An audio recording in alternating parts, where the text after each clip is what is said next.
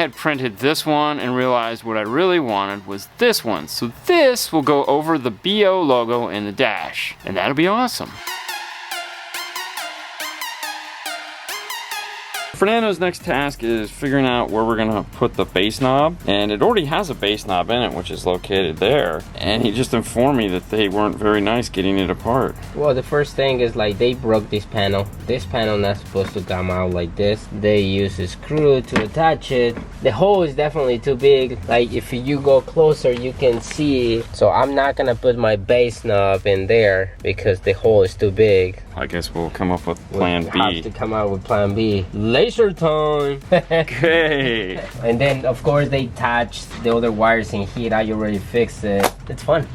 Always a secret to be found. So once you take the audio control bass knob out of its case, you end up with this guy right here. Fernando wants to mount it in this area here, so we have a little bit of design work to do. We want the front to match this, so it'll sit right there. Let's get started. I actually created this file already. We've done this in another vehicle. I'm just gonna print one of these out real quick and see how it looks on here.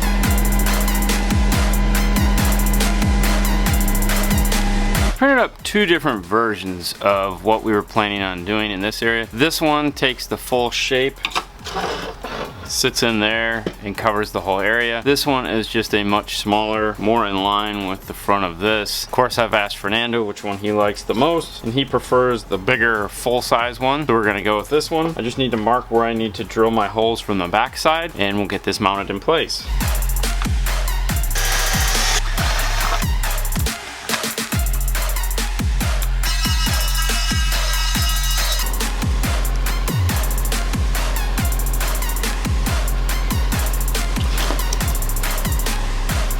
We're gonna put some double-sided tape on the back of it. This is super thin Tessa tape that will hold this in place. The nut between the bass knob and the front will lock it all.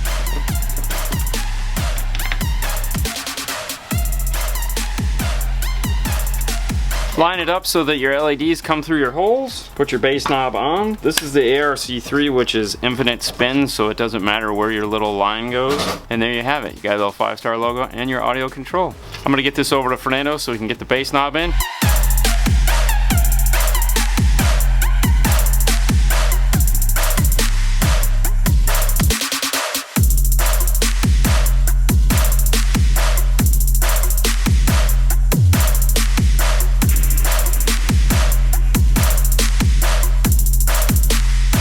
Fuse holder in and mounted securely. Made an ABS panel here to hold everything in place. Zip tied the wire up to the top here. Keep it up and away from the engine.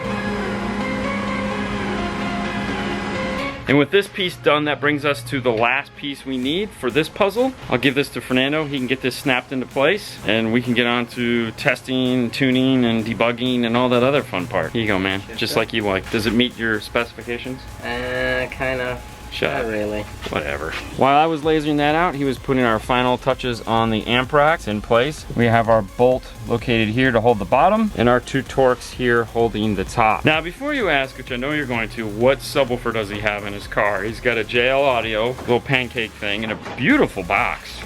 This is spectacular. Looks very nice, have the custom logo in it. I like the little pocket over here to put stuff. Hopefully it sounds good. Fernando just finished up the bass knob, so that is in place. Got the focal on the door. This thing's like a NASCAR, it's got logos everywhere. Fernando, are you bagging up all the stuff in the back? I'm bagging everything. I'm gonna slide the laptops into place, and we're gonna get ready for tuning this thing.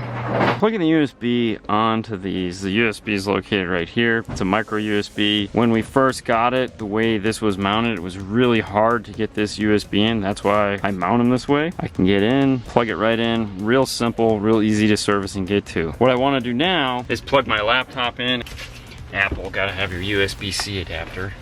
I want to set up my crossovers because the first test we're going to do is polarity, and seeing how this thing had no tune on it whatsoever, it's a good place to start. Now, if you've never caught the show before and you're wondering what is a good crossover point to start with, I recommend 80 Hertz. It's a good place. It's nice, middle of the road. If you've never plugged your DSP in before you do anything, it should need a software update. Very rarely do you plug in a DSP for the first time and it doesn't need a software update. So be leery. Don't start going all crazy into into it before you check to see if it has. And if you're doing some DSPs, the controller may also need a software update. So always check that first. This one needed a software update, but when we first plugged it in earlier, it did the software update. We're good. On an audio control, inputs 5 and 6 are the Toshlink inputs. 1 through 4 aren't going to be used for anything. In the software, you can label what you want things to do, and I put it as off. You can also label your outputs, and I like to do that as well. I have my inputs here labeled as off, and I've labeled my outputs. It's a little bit more effective than blue tape. I also color coded the RCA, if anyone should get into this after me. Now on the audio control, it has input selection when you go to output view. This box right here, everything for channels 1 and 2, 3 and 4, 5 and 6 should all be selected as 5 and 6 input. That's telling it here, inputs 5 and 6, the Toshlink is going to feed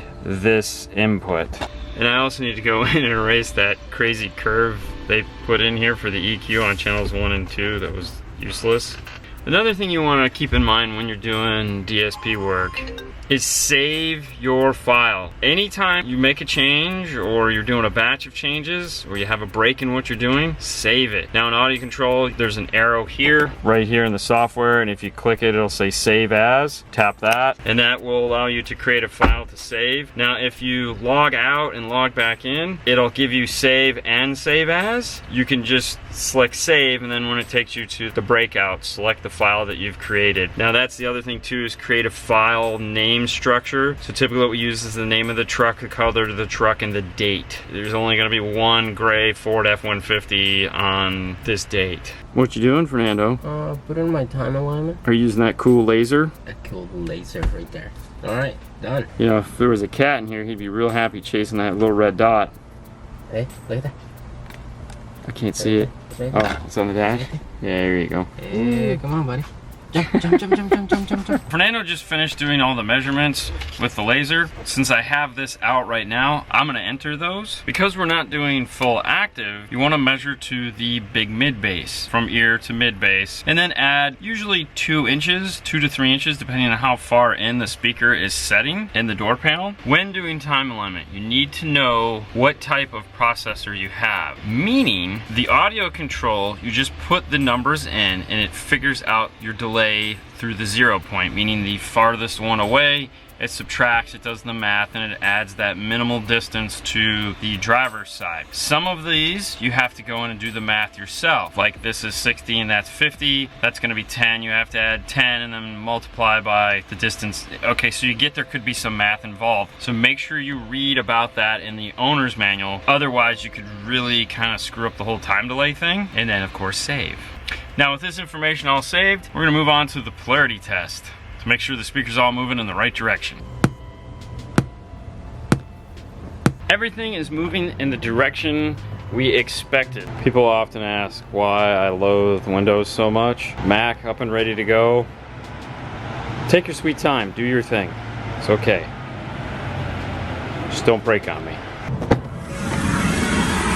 We got our microphone mounted in place, playing our pig noise. We're gonna start with this door here, work our way to this door. We're gonna mute everything in the back here. So what that means is do one side at a time and work your way around. The software allows us to do that, so that is the plan. Most DSP software will allow you to do that. On the audio control, you come over here, this area where it says 1 and 2, select 1 or 2. This will sum the 2 together. What we're looking at across the bottom here is the input signal. We want to go to 3 and 4 and mute that, 5 and 6, mute that, 1 and 2, and mute the driver's front.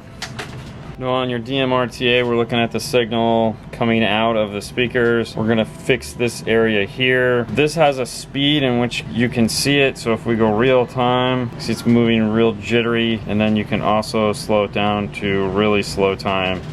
I like to do medium. You can also expand out the view if you really want to get a finer detail. The other thing on the audio controls, this little guy here in the corner, you click that, it'll expand out your EQ so you can see what's going on. Now there's no reason for us to do auto because we know coming out of the factory radio is perfectly flat. There's no bass, mid, and treble adjustment. It's a Toshlink. It's going through the nav TV Zen. So what we're looking at is 100% just sound. I like to start with the biggest, tallest bump and start pulling down. And as you get one side done, save it, move on to the next one. When you have it looking a lot better than what it did when it started, there's only so much you can do outside of the vehicle. You need to hop in, use your ears to figure out what's going on. Sometimes you need to adjust a little bit here and there, tweak the EQ, sit inside, and have a little bit of fun. And that's where we're headed now. I'm going to go ahead and remove the RTA, and we're just gonna tweak it just a little bit. Now don't be afraid to let somebody else sit in there and listen to what it is you're doing. I know if you've watched these videos before, you see me over here, you see me over there, you see him over here, I'm over there. But he knows what he's listening for. Sometimes when you're in that seat and you're tuning it and it just, it's like, sometimes it just gets fatiguing. Like, you just don't, am I making any difference? Is this what I'm supposed to hear? And like today, this year's been kind of bothering me for like a couple weeks. So I wanted him to hop in and take a listen and see what's going on. As far as adjustments that we've made since outside to inside, there's not really much of anything. Just adjusted the time delay like 2 or 3 inches, which is expected because it's not 100%. Back to some Stevie Wonder. Superstition. It's really cool because there's a lot of instruments that play back and forth. If you have, you know, Pandora, Spotify, or iTunes Music, download it and listen to it. It's really cool. Sounds really nice. This is what he has. Way more fun there, right? Yeah. All right, guys. Well, this one is done. We're gonna deliver this vehicle. This was a lot of fun. We know how you guys love the 911 stuff. It was really sad for him. I gotta be honest with you. Let's hope he enjoys this one for many years to come. As we like to say, Fernando. On to the next one, guys. You guys have a great night as always. We'll see you later next time. Bye. Bye.